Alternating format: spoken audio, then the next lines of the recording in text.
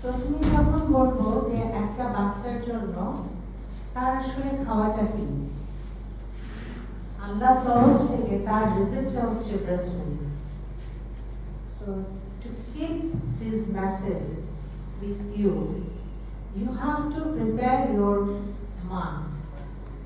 So মাকে আগে থেকে, এটাকে বলে যে ল্যাকটেশন সেন্টার, যেসব বড় বড় হসপিটাল আছে, they work with the antenatal period, যেসব মা, যেসব প্রেগনেন্ট মহিলা আসে ওনাদের সাথে সেশন হয়। সো ডিউরিং ফার্স্ট ট্রাইমাস্টার যখন তারা প্রথম আসে, তখন গাইনোকোলজিস্টরা ওই ল্যাকটেশন ম্যানেজমেন্ট যে রুম থাকে সেখানে পাঠিয়ে দেয়। সেখানে ট্রেন্ড নার্স থাকে যারা পুরোপুরি ল্যাকটেশন সম্বন্ধে তাদেরকে জ্ঞান দেয়, এবং সেখানে ডামি বেবি থাকে, অনেক কিছু থাকে, এইরকম যেরকম পড়াশোনাগুলো, ওগুলো কিন্তু তারা খুবই সিম্পল ভাষায় ওগুলো তাদেরকে বোঝায়। আর যখন সেকেন্ড ট্রাইমেস্টারে আসে তখন আবার ওদের সাথে একটা রেপোর মতন ওরা কানেকশন করে, এবং এটা অবশ্যই অফিস থেকে ল্যাকটেশন সেন্টারে পাঠিয়ে দিতে হয়, যেটাকে আমরা বারবার বলছি এটা আগে থেকেই রেডি হতে হয়, নাহলে এটা ফেল করে যায়। তো বেশিরভাগই হচ্ছে মায়েদের মেন্টাল যে একটা প্রিপারেশন থাকবে যে আমি আমার বাচ্চাকে বুকের দুধ খাওয়াবো। এটা কিন্তু অনেক মা আছে যে আমি অনেক বাচ্চা দেখি কোনো কারণ নাই, কারণ কি আমার বাচ্চাকে বুকের দুধ খাওয়াবো, কিন্তু আমার বাচ্চা তো কাঁদে কেন?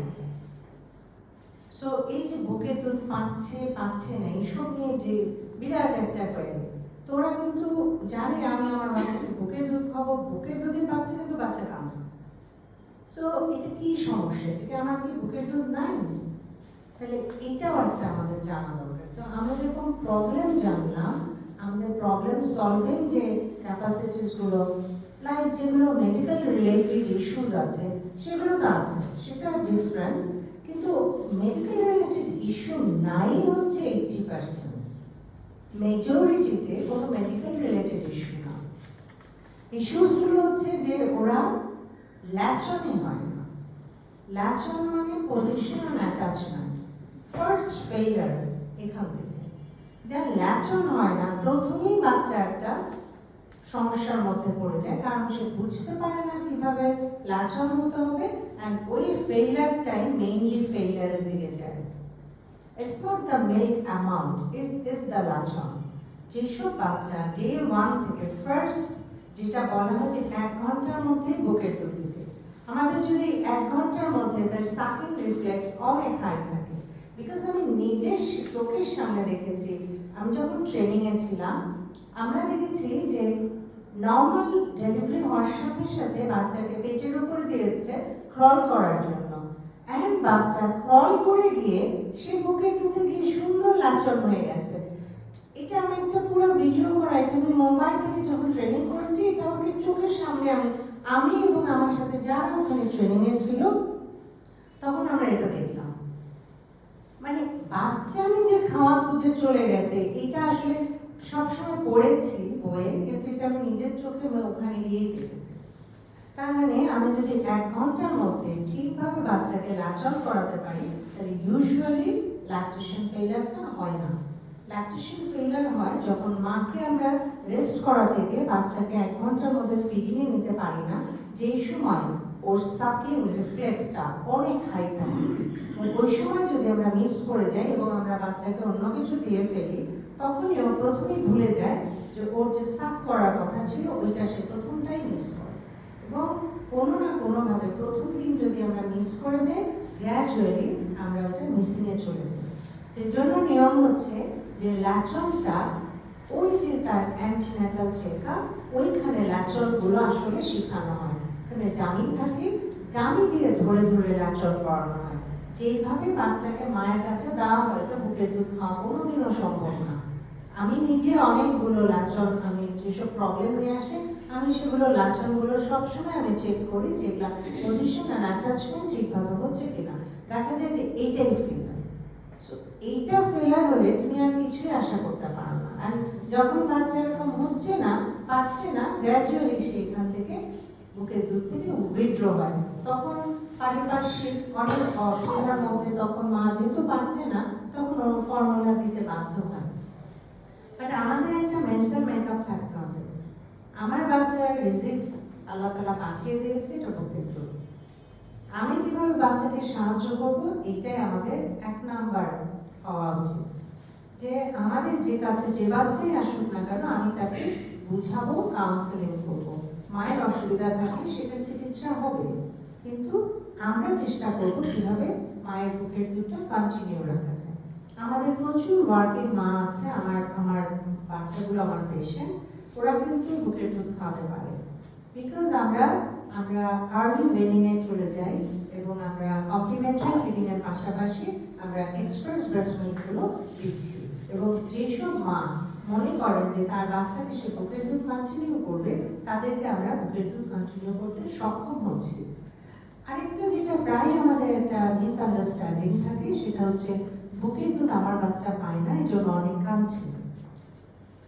এই কান্নাটা যখন বলে তখন আমরা শিওর হতে চাই যে তার বুকের দুধটা সে আসলে পাচ্ছে কিনা। সো বলতো কি দেখে প্রথমে আমরা বুঝতে পারবো একটা বাচ্চার সে বুকের দুধ আসলেই পাচ্ছে কিনা?